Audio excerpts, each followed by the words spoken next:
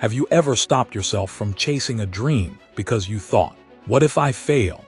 That little question, those 4 words, has crushed more dreams than actual failure itself. But here's the truth. Failure isn't the end, it's the beginning. Every setback is simply a setup for a greater comeback. And today, we're going to talk about how you can not only overcome your fear of failure, but also transform it into fuel for your success story. Because setbacks don't define you, comebacks do. Why we fear failure. We live in a world obsessed with winning. Scroll through social media, flip through magazines, or watch the news, and what do you see? Highlight reel, success stories, celebrations, awards. What you rarely see are the sleepless nights, the rejections, the broken attempts, the failures behind the curtain.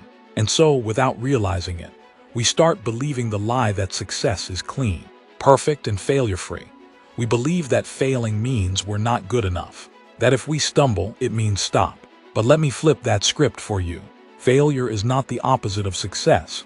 It's the foundation of it. Behind every bestseller, every championship, every $1 million business is a story of failure, rejection, and resilience. Michael Jordan, cut from his high school basketball team.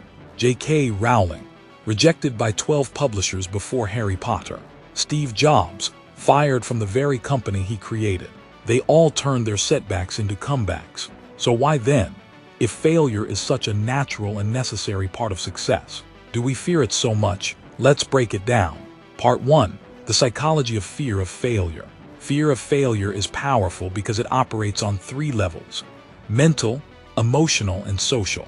1. Mental fear. Your brain exaggerates the worst-case scenario. Instead of thinking, if I fail, I'll learn, we imagine humiliation, financial ruin, and endless judgment. Fear tricks us into believing that one failure equals permanent damage. 2. Emotional fear. Failure triggers shame and self-doubt. Instead of separating the event from our identity, we tell ourselves, I failed, therefore I am a failure. That inner dialogue kills more dreams than any obstacle ever could. 3. Social fear. Let's be real, most of the time, we're not afraid of the failure itself. We're afraid of what people will say about it. Afraid of gossip, afraid of being laughed at, afraid of disappointing others. But here's the truth. People are too busy worrying about themselves to obsess over your failures. And those who laugh at your setbacks, they're usually the ones too scared to take risks themselves. Think about how babies learn to walk. They stumble, fall, cry, and get back up, again and again until they succeed. But as adults, we attach stories to our failures. I failed, therefore I'm not capable. I failed, therefore I should stop. And that story is the real failure, not the event itself. Part 2. Reframing failure.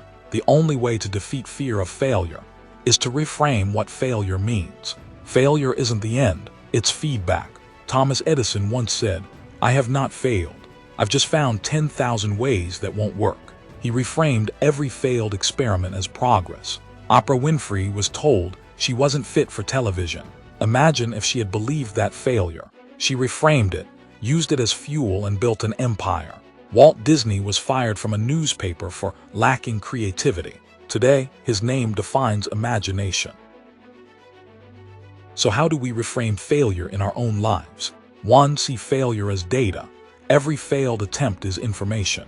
It tells you what doesn't work, bringing you closer to what does. 2. Detach identity from outcome. You failed at something.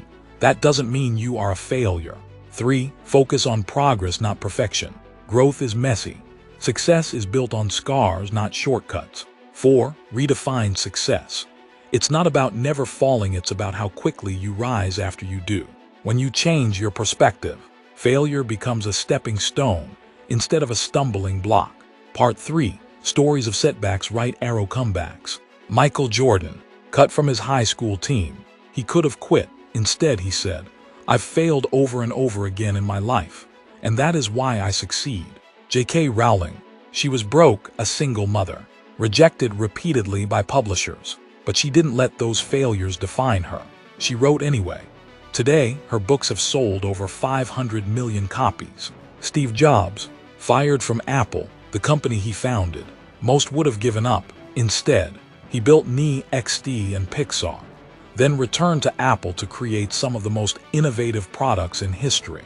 Serena Williams lost countless matches, but she treated each loss as motivation, each setback as a lesson. Today, she's a global icon in sports and resilience. Abraham Lincoln, he failed in business, lost elections, and faced tragedy after tragedy. Yet he kept going. Eventually, he became one of the greatest presidents in U.S. history. The lesson: every comeback starts with a setback. Part 4. Step-by-step guide to overcoming fear. Step 1. Normalize failure. Understand that failure is part of growth. Nobody succeeds without it. Step 2. Build resilience muscle. Resilience is like a muscle. The more you face challenges, the stronger you get. Step 3. Practice self-compassion. Don't beat yourself up for failing. Talk to yourself like you would to a friend. Encourage, don't condemn. Step 4. Redefine success. Focus on the process, not just the outcome. Winning isn't about never losing. It's about never quitting. Step 5. Surround yourself with growth-minded people. Stay close to those who see failure as learning, not shame. Step 6. Visualization plus journaling. Visualize yourself handling failure well. Journal your lessons. This turns fear into clarity. Step 7. Take small, bold actions. Start small, take risks daily, and train your brain to see failure as growth. Part 5. The comeback blueprint. So, how do you actually turn setbacks into comebacks? 1. Reflect. Don't just move on blindly. Ask, what happened? What can I learn? 2. Adjust. Use the lessons to refine your approach. 3. Persist. Try again with more wisdom this time.